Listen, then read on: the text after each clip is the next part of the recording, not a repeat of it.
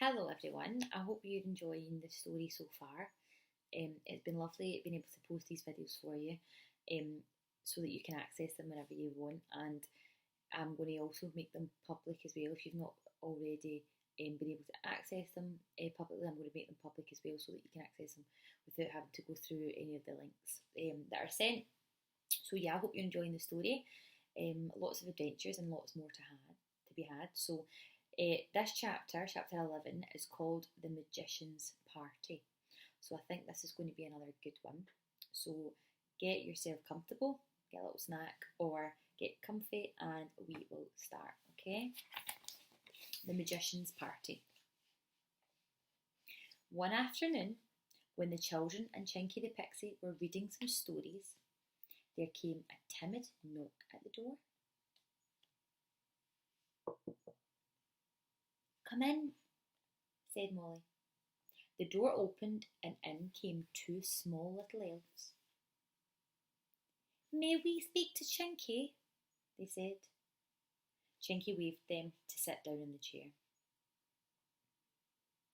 "Sit down," he said. "What do you want?" "Please, maybe borrow your wishing chair to go to the magician Greatheart's party," said the bigger elf. "Well, it doesn't belong to me," said Chinky. "It belongs to these two children." "Would you please let us borrow it?" asked the little elves. "Certainly," said Molly and Peter. "What reward do you ask?" said the elves. "Oh, you can have the chair for nothing," said Molly. "Please just bring it back safely, that's all." "I suppose you wouldn't like to come to the party?" asked the elves. "We're very small and there are only 5 of us to go. There would be plenty of room for you and Chinky too in the chair." "Oh, stars and moon, what a treat," said Chinky in delight. "Yes, we'll all go. Oh, thanks very much. Greatheart's parties are glorious. My word, this is luck. When is the party?" "Tomorrow night," said the elves. "Sharp at midnight. We'll be here at 11:30. "Oh, okay," said Chinky. The little elves said goodbye and ran out. Chinky rubbed his hands and turned to the two delighted children. "Oh, the magician is a marvellous fellow," he said. "He's a good magician, and the enchantments and magic he knows are perfectly wonderful. I hope he does a few tricks for us all. Put on your best clothes and be here at 11:30 tomorrow night. Please come." The children were so excited. They talked about nothing else all day long, and the next day too. They got themselves dressed in their best clothes and ran down to the playroom at 11:30 the next evening. Chinky the Pixie was there too, looking very grand indeed. He put on a little suit that seemed to be made out of silver moonbeams and little pearls. The elves were there waiting, all dressed in flower petals sewn with some spider thread. Even the wishing chair looked smart, for Chinky had tied a big bow on each of its arms. Its red wings were lazily flapping around.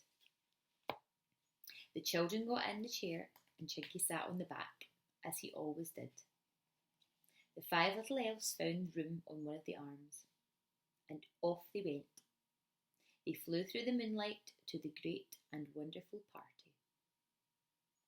The magician's palace was set on top of a high hill. The chair did not take long to get there. It flew down and took its place amongst the long line of carriages that were drawing up to the big front door. When their turn came, the children and the elves jumped off of the chair and ran up the huge steps. They were shown into a great grand hall, and they shook hands with Magician Greatheart. He was a tall and handsome man whose cloak rippled out as he walked.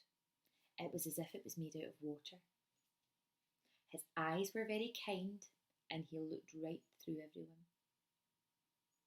A band was playing merrily in the big hall, and Chinky caught hold of Molly and danced with her. Peter found a small, shy fairy and danced with her too, although she was so light that he couldn't make up his mind if she was real or not. There were hundreds of fairy folk there. There were gnomes and goblins and brownies and fairies, elves and pixies, but only 2 children, Molly and Peter. They felt so honoured. Then came the supper. The long, long table was spread with plates and glasses and dishes, but there was no food. Not at all. Not even jelly. The magician took his place at the end of the table. "Will you each wish for what you would like to eat?" he said in his kind, deep voice. "Take it in turns, please." A brownie next to him said, "I wish for honey lemonade and sugar biscuits." And at once a jug of yellow lemonade appeared and a plate of delicious sugar biscuits. The fairy next to the brownie wished for a chocolate cake and some ice cream. They appeared even as she spoke the words. It was such fun to see them all come. Molly and Peter watched in amazement as all these dishes and jugs appeared on the table. For the most exciting things each little creature wished on. They had their turn too. "I wish for cream buns and some ginger beer," said Molly. "And I wish for treacle pudding and lemonade," said Peter. A dish of cream buns and a bottle of fizzy ginger beer appeared in front of Molly, and a dish with a steaming hot treacle pudding and a jug of lemonade appeared by Peter. It was just like a dream. Everyone ate and drank and was merry as can be. Then, after supper, the magician spoke one strange word, and the long, long table, with its dishes and plates, vanished into thin air. "Now we will have some magic," said the magician, beaming at his excited guests. They all sat down on the floor. The magician took a silver stick and tapped 3 times on the floor. A spire of green smoke came up and made a crackling noise. It shot up into the air, turned over and over, and wound its way amongst the guests, dropping tiny bunches of sweet-smelling flowers as it passed. It was little buttonholes for everyone. The smoke went. Then the magician tapped the floor again, and up rose 5 black cats, each with a violin, except the last one. He had a drum. The cats came up, and then 6 plump rabbits also danced to the tunes that the cats played. One rabbit turned upside down and danced on his ears, and that made Peter laugh so much that he had to get his handkerchief out to wipe his tears of laughter away. Then an even stranger thing happened. The magician tapped on the floor once more, and up came a great flower that was yellow. The flower opened up, and in the middle of it the guests could see 5 red eggs. The eggs broke, and out came tiny little chicks. They grew and grew and grew and became great brilliant birds with long drooping tails.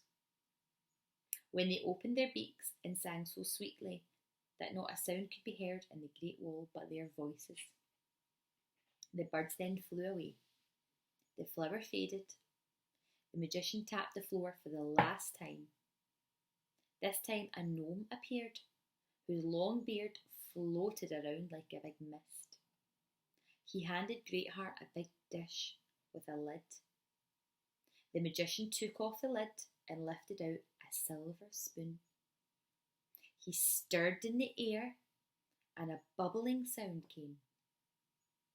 Round the spoon grew a glass bowl. The children could see the spoon shining in it, but suddenly the spoon turned to gold and swam about like a goldfish in the bowl. Greatheart took the goldfish neatly into his hand and threw it into the air. It disappeared. "Who has it?" asked Greatheart. Everyone looked about, but no one seemed to have the fish. Greatheart laughed so much and went over to Molly. He put his hand into her right ear and pulled out the goldfish. Then he took up Peter's hand and opened it. And will you believe it, that Peter had a little yellow chip there, chipping away in his hand. Oh, the tricks that the magician did were wonderful. No one would have believed them. Molly and Peter rubbed their eyes several times and wondered if they were actually dreaming. It was amazing. Best of all came the last trick. The magician, as he said goodnight to his guests, gave them a tiny little egg. "It will hatch tomorrow," he said. "Keep it safe." The children thanked him so much for what a marvellous evening he had put on, and then got sleepy into the wishing chair. They sat with Chinky the Pixie and the elves. How they got home they never knew, but it must have been some magic that got them home, undressed them and put them into bed in their nice pyjamas, because they didn't even know they were so sleepy. Anyway, they found themselves there the next morning, and when they awoke, they didn't even remember how they got there. "I believe it was all a beautiful dream," said Molly. "It wasn't," said Peter, putting his hand under his pillow. "Look!" He brought out the little egg, and he looked at it. It broke, and there in his hand was a tiny silver watch, ticking away merrily. Molly gave a scream of delight and put her hand under her pillow to get her egg out too. It broke in her hand, and out of her egg came a necklace with beads that looked like bubbles. It was the loveliest one Molly had ever seen. "Oh, hurry up and get dressed and we'll see what Pink Chinky got," said Molly. They hurried, and when they saw Chinky, the pixie, he showed them his present. Golden buckles for his shoes. Oh, they looked so grand. "That was the loveliest party I've ever been to," said Molly. "I wish all our wishing chair adventures were just like that one."